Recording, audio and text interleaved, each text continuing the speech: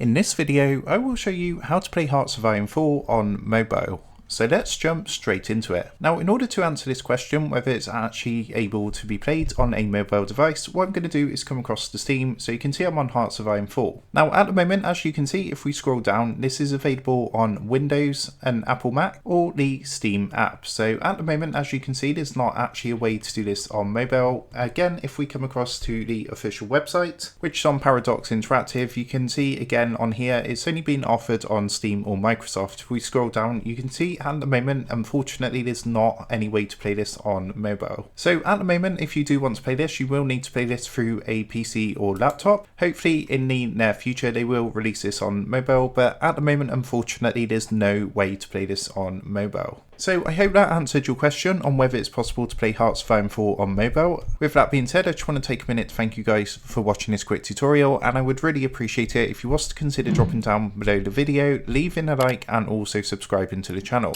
And with that being said, I will see you guys in the next video.